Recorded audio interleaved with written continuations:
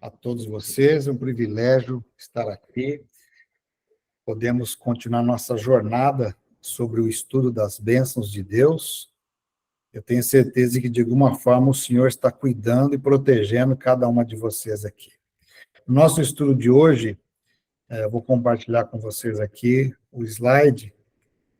Nós vamos conversar um pouquinho um pouco mais sobre bênçãos e maldições, como a gente pode entender isso na nossa vida familiar, né?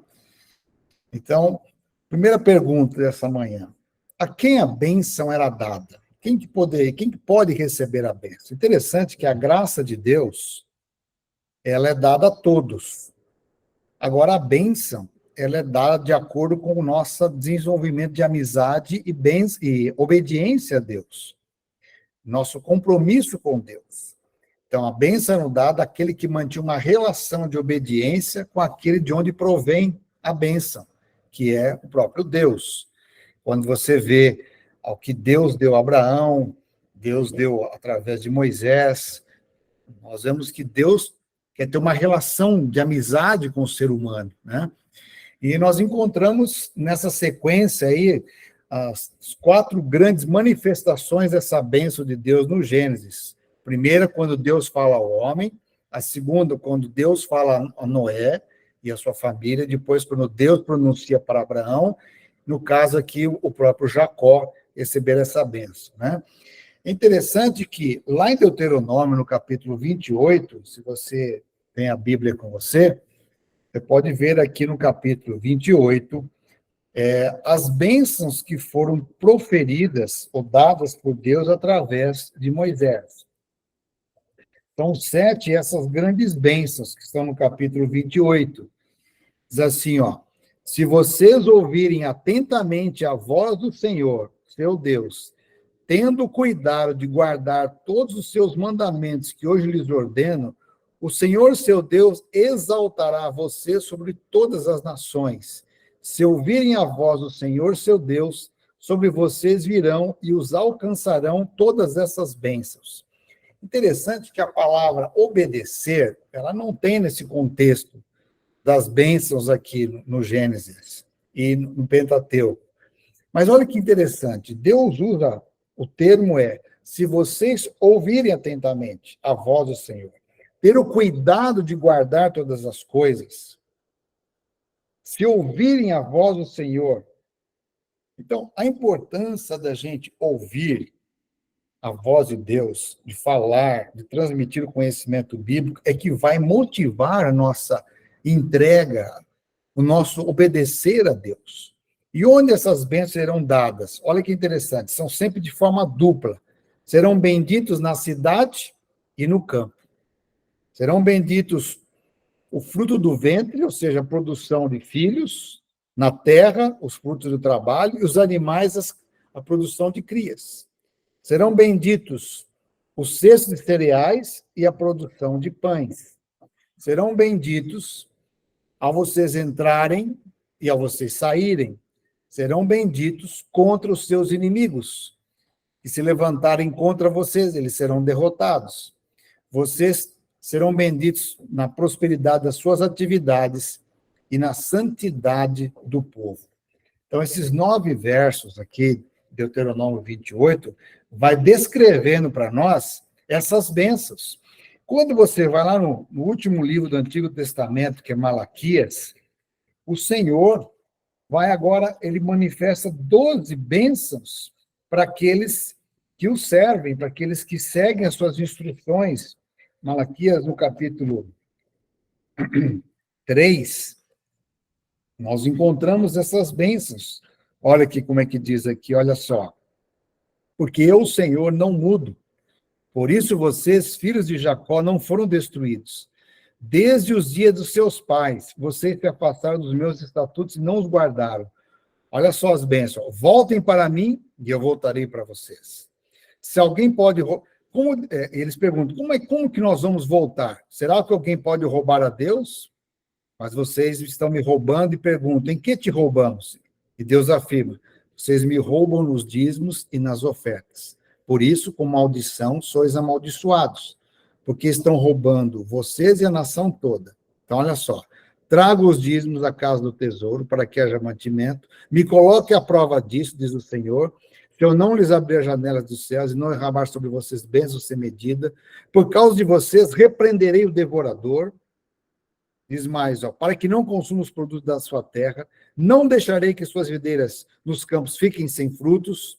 Todas as nações dirão que vocês são bem-aventurados, porque vocês serão uma terra de delícias, diz o Senhor dos Exércitos. Então, veja quantas bênçãos decorrentes desse relacionamento de fidelidade, de obediência a Deus. Por outro lado, nós também encontramos as citações das maldições.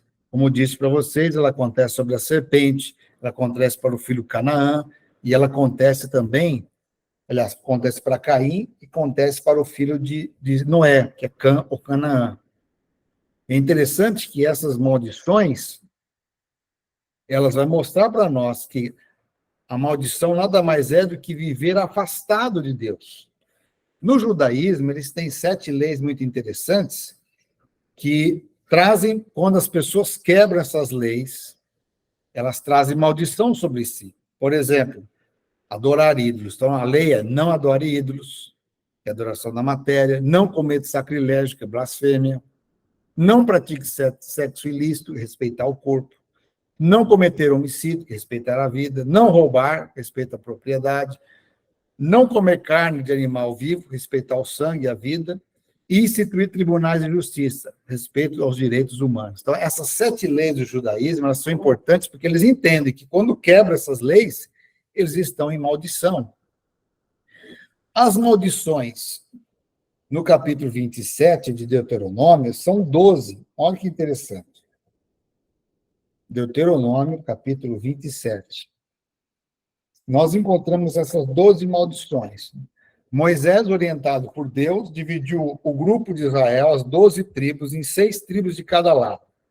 E aqui no capítulo 27, o Senhor disse assim para Moisés, olha só, naquele dia, Moisés deu ordem ao povo, dizendo, quando vocês passarem o Jordão, essas tribos devem se colocar sobre o monte Gerizim, para abençoar o povo. Quais são as tribos? Simeão, Levi, Judá, Issacar, José e Benjamim. E essas tribos estarão sobre o monte Ebal, para amaldiçoar o povo. Ruben, Gad, Azer, Zebulon, Dan e Naftali. E os levitas testificarão a todo o povo de Israel em alta voz, e dirão. Então, olha só, Deus pediu para dividir em 2 grupos. 6 tribos no monte Gerizim das bênçãos, 6 tribos no monte Ebal das maldições. E o que é maldito aos olhos de Deus? Então, está aqui, ó. Maldito o que fizer imagem de escultura, ou seja, a prática da idolatria. Maldito que desonrar os pais. Maldito que roubar ou mudar os marcos da terra. Maldito aquele que desprezar o órfão, a viúva e o estrangeiro. Discriminação. Maldito aquele que se envolver com corrupção, tirar o direito das pessoas. E, por último, maldito aqueles que tiverem relações sexuais ilícitas, antes do casamento, fora do casamento, que praticarem imoralidade. Diz mais ainda, ó. Maldito que praticar sexo com animais, que é zoofilia. Maldito que manter relações sexuais com o quê? Com sua irmã, com sua nora, com seu cunhado, com pessoas da família, incesto. Maldito aqueles que praticarem perversões. Maldito que praticar o assassinato, o suborno, e maldito que confirmar essas palavras desobedecendo a ordem de Deus. Então, percebe, como é importante a gente conversar com os nossos filhos também o que é isso, o que é maldição. Como é que eu posso mudar isso na minha vida, né? Essa é a grande pergunta. Então, o que a irmã White falou, que nós já lemos essa semana? Que, por mais que tudo isso aconteça, nós podemos e devemos, através do poder do Evangelho, mudar nossa condição de vida. Por isso que Davi, no Salmo 32, ele fala algo que é extremamente importante como bênção de Deus. Olha só o que ele fala, Salmo 32. Bem-aventurado aquele cuja transgressão é perdoada e cujo pecado é coberto. Então, há uma bênção especial agora para nós confessarmos nossos pecados e abandoná-los e colocar nas mãos de Deus. Bem-aventurado é aquele quem o Senhor não atribui iniquidade, em cujo espírito não há engano. Enquanto calei os meus pecados, envelheceram os meus ossos, pelos meus constantes gemidos todo dia, porque a tua mão pesava dia e noite sobre mim, e o meu vigor secou como no calor do verão. Confessei-te o meu pecado, e a minha iniquidade não mais ocultei. Eu disse, confessarei ao Senhor as minhas transgressões, e tu perdoaste a iniquidade do meu pecado. Então, nesse dia, é um dia que nós convidamos você para, juntamente com a sua casa, entregar-se ao Senhor Jesus Cristo e pedir perdão. Faça um levantamento do que precisa ser confessado a Deus, para que a nossa casa não esteja sob maldição, mas sim sobre a bênção de Deus. Por quê? Porque Jesus é a maior de todas as bênçãos.